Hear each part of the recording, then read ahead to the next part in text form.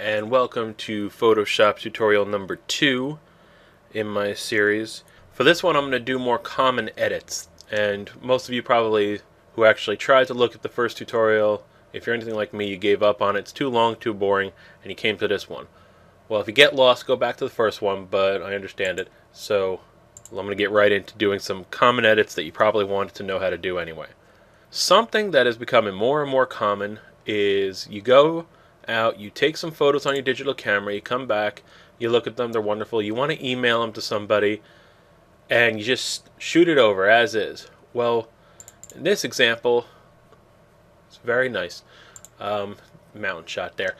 It's 3072 by 2304. It's huge. And the file size is not that bad, 3.72 megs, but can you imagine if you want to send over, say, 20 different photos? Well, by that time you've given someone a huge email, and I just got to tell you, it's not nice to do it. It's not nice to send giant pictures and giant file sizes, because then they got to sit there downloading them the whole time. So we're going to talk about resize. Open the photo. I have it set here, mountain. Okay, and this is going to be real tough here. And we're going to go to image, image size, and lower it. Pick something and lower it. Now you can do it this way. Well, there's two different ways. We can do it this way, and I'll say, well, it's 3000. I can say let's just drop it to 1500 pixels, and you can see how it changed it in the width and height in inches also. So you can kind of get, here's my pixels, here's what I'm actually working with in real life. So I got a more of a 5x4. And I just click OK, and it's smaller. It's not actually that small. It's giving you a reference of how much size you changed. If you zoom in with my Control Plus, it's still all there. It's just a little smaller than it was. And then you can go to File, Save As, save it as a JPEG, and we'll call this Crowders 2, and say okie dokie. And it'll ask me how much quality. For the most part, you can just go to the largest if you've already adjusted it. And there we go. And then we'll look back up in our folder. You have the original was 3.72 megabytes. The new version, which is just as fine, is only 770 kilobytes. That's an emailable size. This first one is a nice print size. You want to take it to your local Walmart, get it to print it out. That's what you want to use. You want to send it to somebody to look at in an email. You want to just shrink it down and make it easy for everyone. You're not going to lose any quality. It's still all there. I do want to go into one other way of doing that with the newer versions. The older ones didn't have this option, so that's the way I grew up doing it. But the new ones, if I open the original, they've gotten rid of an entire step. You don't have to go to image size anymore. You can go to File, Save for Web or Devices, and you get this whole ginormous screen. Now this is showing you how zoomed in this picture really is. This is the full-size image. It's an incredibly large image when you look at it like that. What you want to do, you can click on the original or optimized up there. Optimized is what you've created now. Original is what it originally was. Optimized is what we're doing to it right now. You want to go over to image size. So it's basically an easier way than what we just did. Image size is now right here. You can change the pixels width and height, or you can just say percentage. I'm going to say make it half the darn size it is. Okay, that's still a little big. Actually, let's make it only 40% of the original. It's still a big image, but we'll leave it at that. And then you can go over here and select what file type you're going to save it as. You really should just go to JPEG when you're messing with this stuff. GIFs are for stuff you're going to upload to web pages. JPEG is what you'd rather stick with. You can go to there. The only other option on here I would mess with is the quality. You can do it through here, or you can do it through the numbers, and you can slide it back and forth how much quality. Now if you go up to 100, I want to drag your attention down here. It's telling you it's roughly going to be 1.024 megabytes at that quality, at that size, at that quality. Originally it was 3.24. In my optimized version, it's 1.02. Now if I look at this quality and I say, well, let me see if I drop this quality back.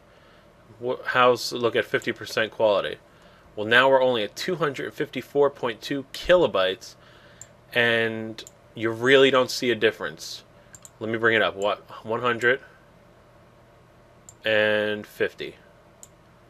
You really don't see a difference. So if you really got to get a ton of photos over to somebody, doing something like this to them can make it a lot easier, a lot smaller file size, and you really don't see the difference. You might not want to make a print from something like this, but for sending it through an email or posting it online, it's fine. Let me see, if I drop this down to 30, I still don't really see too much of a difference. If I drop it down to 5, if I can get a 5, now I'm starting to see pixelation. And even if I drop it all the way to 1, now you're starting to see the pixels come out. It's starting to look bad. See if I zoom in on the image, see what it's doing to it. But if you put it up to 100, you got more pixels. The lower you go, the smaller the file size. So it's nice to be able to just adjust that and look at your file size sort of in real time. See what you're doing. And then when you're good to go, you just click save. You name it, you put it where you need to go, and you're done. Another thing a lot of people may want to do is crop an image. Same thing when you're resizing. If you want to crop an image, make it a little smaller. You took something fast, you realize, wow, I've got this totally off balance, or I want to make this more of a widescreen looking image. Go to your trim tool over here and drag it. And you can either double click, press enter, or the check mark. And there, you've cropped the image. Boy, was that difficult. Another one that is a popular one that I wish people would fix is let's bring up a photograph of a beach. You get a nice shot of the beach line and you look at it. It's really nice. Well, it's crooked. In a party shot or something with a bunch of people, it doesn't really matter. But if you got like a horizon shot, you can tell that your shot's crooked because your horizon's all slanty. So let me show you this. If you notice around my screen, I got these rulers here. If they are not there on yours, go to View, Rulers. See, I just took them away. View, Rulers. It's showing you the size. And it also gives the option to, if you go and you click on it and drag, you click out a little guide. If you see that little line there, I'm going to bring this across my horizon and show you how off it really is. And now you got that line there. You can see the horizon starts there, and by the time it gets all over here, it is that far off. So what you can do is, let's bring up our layers window. Okay. When your layer is labeled as a background, it is the first thing you open. You open a photograph, it's going to call it a background. Photoshop locks that layer as a background layer and doesn't let you really manipulate it too much. Actually, if it's locked, it's not going to be manipulated at all. So what you want to do is you want to just double click it, name it something, or just say, okay, it's layer 0 because it's all I'm going to be working on. And now it's more of a layer that you can do something to. It's no longer locked. So that's going to be the case with anything. I'll open another photograph. The apple background locked. I can't do anything to it. It says, could not complete your request because the layer is locked. It's going to do that whenever you open a photo, keeping your original sort of safe from you. Double click it, name it something, now you can do stuff. I'm going to go to Edit, I'm going to go to Transform, and I'm going to go to Rotate. Click the corner, hold it, and drag it. And now we're tipping our image. Let's see, something like that. What I can do is say, okay, let's apply that. Same thing with as any other adjustment you're doing. You can either click the return, click the little check mark, or double click the image. I'm going to take this little guide I had put there, I'm going to bring it up a little more. Let's see, how's that? Almost there. I'm going to go one more time with a minor little tiny adjustment like that. Brilliant. Now let me just drag that out of the way. Now our horizon is clear. But if you look at the image, now I got some dead space here, here, here, and here because the image is now straightened. Go to your crop tool, your trim tool, pick an area, and drag and create a new image out of this. We'll figure out where we want to crop right to the edges that we possibly can. Right there looks good. Double click. Oh, I missed a little bit right there, and that's going to happen. Right there looks fine. Now we have a straight horizon. The image is cropped beautifully. Go through the saving steps, and you're done with that. The next one I'm going to show you is color correcting. This is great for if you had a really bad shot, it just, something lighting got messed up, or you have an old photograph. This is great for an old photograph. Let me bring up this one here. Okay, this is an old photograph from 1980. Not too old, but it's from 1980, and it was on crappy film back then, and the film has discolored terribly, or the print has discolored terribly. So what do we got? We already have, I see darken up there, I see this edge here is all messed up. First thing I want to do real quick before I do anything else is recrop this image to get rid of that, because we don't need that stuff. Alright, and now what we're going to do is, Photoshop has in it's amazing filter. Go under image, go to adjustments, and click auto levels. Instantly a difference. I'll go back and forth between it. From that to that. Amazing. I'm going to bring it in a little bit closer so I can see this. And this has a lot of dust and scratches because this is also a print, so there would be more things I would do to this, but I'll cover that in a later tutorial. Auto contrast didn't really do much. Auto color, between the two, I guess I like it. And we might go to image, adjustments, levels, which is what it automatically did. Now I'm going to look at it manually, and I'm going to see what I like to adjust here with levels.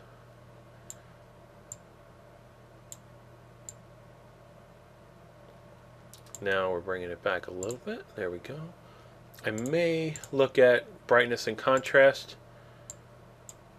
So we'll bring contrast just a tad. Okay, let me bring up my history window here real quick to give us an idea of what we've done.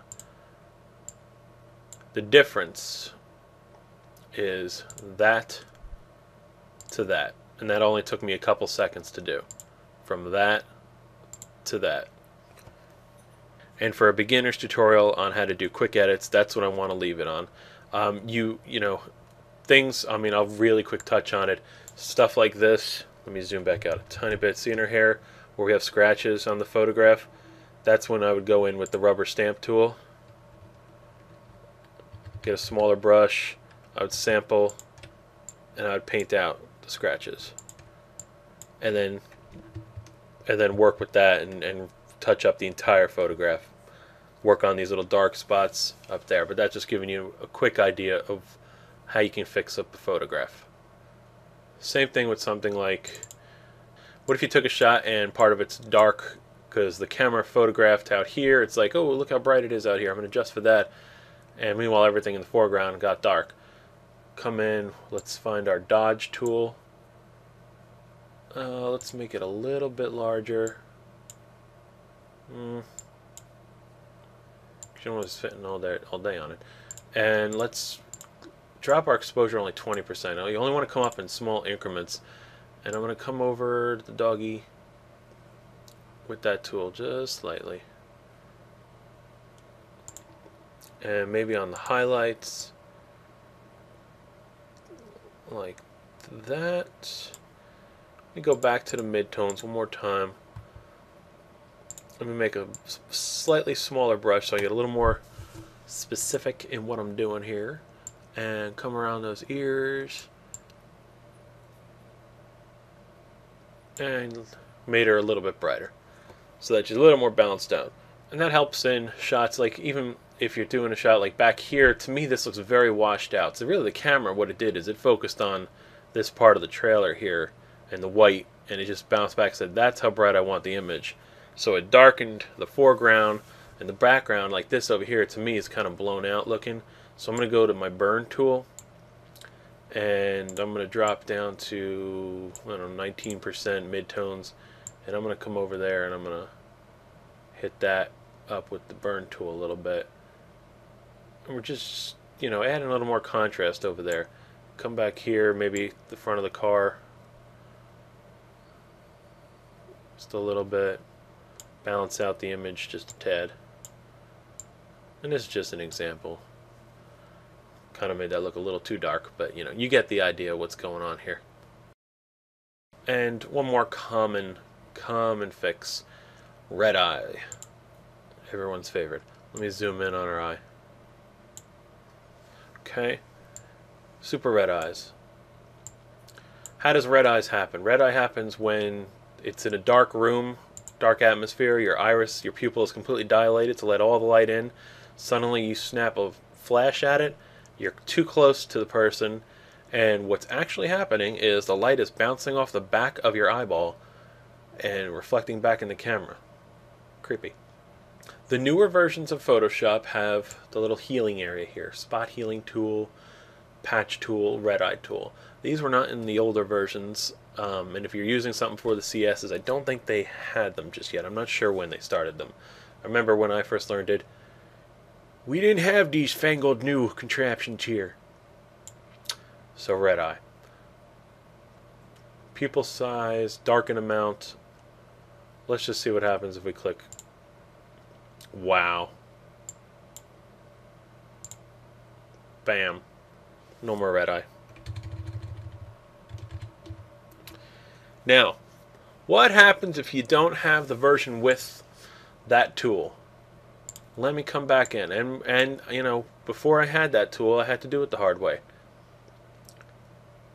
The first thing I want to do is come in with the paintbrush with black on saturation. I'm going to do it in 50 because I want to see it working in increments here. I'm going to put my brush size to something that is a little smaller than our pupil. And I'm going to come in there and I'm going to hit it up with this first. What I'm doing is I'm removing the red. Okay. Now I'm going to come back in. You can do this a couple ways. You can do it with the burn tool. You can do it with the paintbrush. I'm going to come in with the burn tool. Not with a paintbrush that big. Another shortcut key, this is a good one, for the brush sizes is the bracket bars on your keyboard. The left will make it smaller, the right will make it larger. So I'm going to make the brush smaller. I'm going to come in here, I'm going to shoot that up to about 50%, and I'm going to burn in like that. It's a little more difficult, a little harder to do. It takes a little while. It's really freaky. It's like Terminator. But you get the idea. And I think that's pretty much it for this one. And for the next one, I'm going to do a real restoration and show you how to do really intricate fixes.